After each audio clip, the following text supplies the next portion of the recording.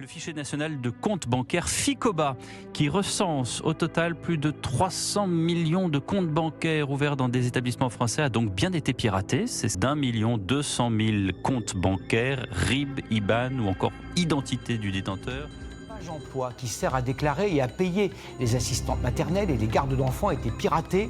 Les noms, adresses, numéros de sécurité sociale d'1 200 000 personnes ont été siphonnés. Une fuite massive de données médicales qui peut concerner potentiellement des millions de patients français. Expliquez-nous ce qui se passe. Alors, c'est la société CGDIM qui équipe 1500 médecins. 1500 médecins, c'est 15 millions de patients potentiels. Imaginez. Vous passez une journée banale, vous vous levez, vous allez au travail, vous mangez votre repas, terminez votre journée et rentrez chez vous. Avant d'entrer dans votre appartement, vous vous dirigez vers votre boîte aux lettres pour voir si vous n'avez pas reçu du courrier. Et là, vous ramassez une enveloppe cachée au milieu des prospectus. En retournant chez vous, vous l'ouvrez, et là vous voyez « mise en demeure de payer ». Votre cœur commence à se serrer. Vous lisez ensuite les raisons motivant la demande, et là vous voyez qu'on vous reproche de vous être rendu dans une ville, en train, sans avoir payé de ticket. Seulement problème, vous n'avez jamais mis un pied dans cette ville. Et là, vous appelez alors le numéro indiqué sur la lettre pour avoir plus d'informations. Mais il est trop tard. On est déjà le soir, personne ne répond. Alors vous remettez vos chaussures et vous rendez au commissariat le plus proche pour demander des renseignements et peut-être déposer plainte. Et là, les agents vous annoncent que ce sera à vous de prouver que vous n'étiez pas dans ce train pour pouvoir faire annuler l'amende auprès de la SNCF. Cette histoire vous semble étrange, mais pourtant c'est la réalité dans laquelle vivent plus de 200 000 personnes chaque année. Information inquiétante surtout au regard des récentes fuites de données en France, qui fait partie du top 3 des pays les plus touchés par les cyberattaques. Et croyez-moi, on n'est pas troisième. Le cauchemar de Paola a commencé par un appel téléphonique il y a 2 mois. Au bout du fil, sa mère lui pose une question qu'elle n'attendait pas. Elle me dit t'as pas quelque chose à me dire et tout. Je lui dis non. Et elle me dit apparemment t'es mariée. La jeune femme de 26 ans croit d'abord à une blague. Mais sa mère insiste. Sur son acte de naissance qu'elle vient de consulter à la mairie, il n'y a aucun doute, sa fille s'est mariée 1 an plus tôt. Donc je découvre qu'effectivement je suis mariée le 6 décembre 2024, ici à Beaumont-sur-Oise, avec un homme que je ne connais pas. Je ne l'ai jamais vu, je ne connais pas les témoins, je ne connais personne. Voilà. Comment Paola a-t-elle pu dire oui sans le savoir dans une commune du Val d'Oise où elle ne réside pas? La jeune femme fait tout de suite le lien avec une agression dont elle a été victime quelques mois avant le faux mariage. Mes affaires ont toutes été volées, donc ma carte d'identité, carte bleue, carte vitale. Et suite à ça, ils ont dû trouver une solution pour vendre mes papiers sûrement et trouver un prétendu homme pour se marier avec une femme qui l'accompagnait le jour J. On m'a volé ce moment, mon premier mariage. On le vit comme, bon c'est pas un viol, mais on le vit comme on violait son identité quoi. C'est hyper dur. Associations sportives, boutiques en ligne, services de l'État, presque toutes vos données sont déjà dans la nature, et même avec la meilleure discipline du monde en matière de gestion de votre empreinte numérique, il n'y a rien que vous puissiez faire contre ça. Christophe Boutry, une référence en matière de vidéo traitant de la sécurité numérique pour vous et moi, en parlait dernièrement sur Twitter. Il suffit d'avoir fait une simple démarche récemment pour voir vos formulaires et vos informations dérobées. Partant de là, on peut se demander ce que les criminels ou n'importe quelle autre organisation pourraient bien faire de ces données-là.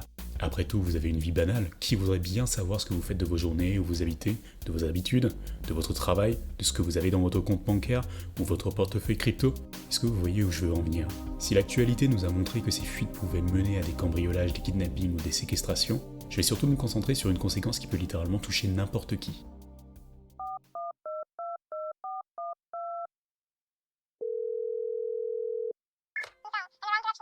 Oui, allô mamie, ça va? J'ai changé de numéro de téléphone, du coup je t'appelle pour que t'aies le nouveau. Et tiens, dis-moi, la PS5 que tu m'as offert pour mon anniversaire, tu l'as acheté chez... Ok, ouais, c'est ce dont je me souvenais. J'ai reçu un mail de leur part et ils ont besoin que tu valides un code pour prouver que c'est toi qui l'avais bien acheté. Normalement, t'as reçu un SMS là, oui. Avec un code à 4 chiffres. Tu peux me le donner? Ouais, je m'en occupe pour toi, t'en fais pas.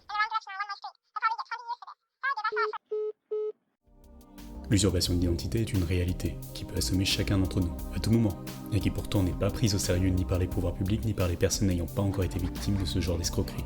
Le 26 février 2026, France Info titrait dans un article « J'ai commencé ma vie d'adulte avec plein d'amendes, victime d'une usurpation d'identité. À 22 ans, sa vie est un cauchemar ». Dans cet article, l'auteur nous présente Elone, 22 ans, ayant subi un vol de carte d'identité en boîte de nuit. Une situation qui semble relativement anodine, puisque le bon réflexe serait a priori de dénoncer le vol ou la perte et de porter plainte. Et c'est précisément ce qu'elle a fait. Cependant, la plainte n'a donné aucune suite. Et peu de temps après, elle a commencé à recevoir des factures impayées, issues de fraude à la SNCF ou de fausses déclarations à l'hôpital. Depuis ses 18 ans jusqu'à aujourd'hui, à 22 ans, elle subit à la fois la pression de cet escroc qui se sert de son identité pour commettre des méfaits, sans en subir les conséquences, mais également de créanciers lui demandant de prouver que ce n'était pas elle qui leur a présenté sa carte d'identité au moment des faits.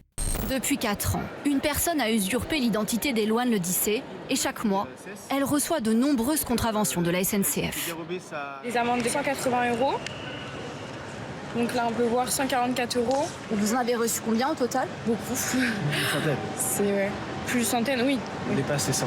Le préjudice c'est de combien au total? En tout, à peu près 10 000 €. Plus de 10 000 € en tout cas. Cette situation est désarmante et presque ubuesque. Alors, pour apporter ma pierre à l'édifice, je vais vous expliquer aujourd'hui différentes approches de l'usurpation d'identité dans cette chronique. D'abord, qu'est-ce que c'est que l'usurpation d'identité? Eh bien, le site internet des services publics nous propose la définition suivante. L'usurpation d'identité est le fait d'utiliser sans son accord les informations d'identification ou les données personnelles d'une autre personne. Ces éléments sont ensuite utilisés dans un but malveillant. L'usurpateur peut utiliser le nom et les données personnelles de la victime pour, par exemple, souscrire un crédit au nom de la victime et ne pas la rembourser, bénéficier d'aide sociale auprès de la CAF ou de l'assurance maladie, ouvrir une ligne téléphonique, créer des comptes sur les réseaux sociaux, obtenir des documents d'identité au nom de la victime, commettre une infraction, comme par exemple l'incitation à la violence, le chantage, le cyberharcèlement sous l'identité de la victime.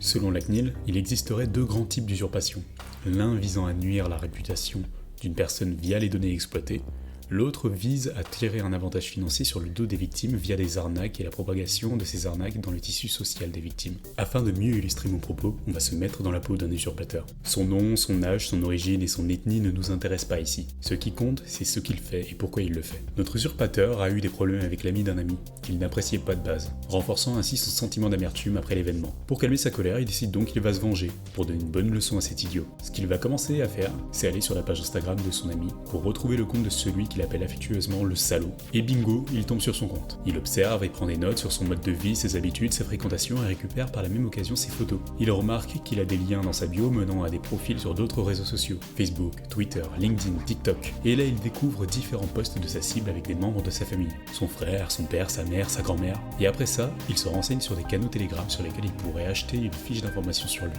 Et là, il obtient tout. Numéro de téléphone, adresse physique, adresse email, compte sur les réseaux sociaux, relevé d'historique d'achat, inscription à des clubs sportifs.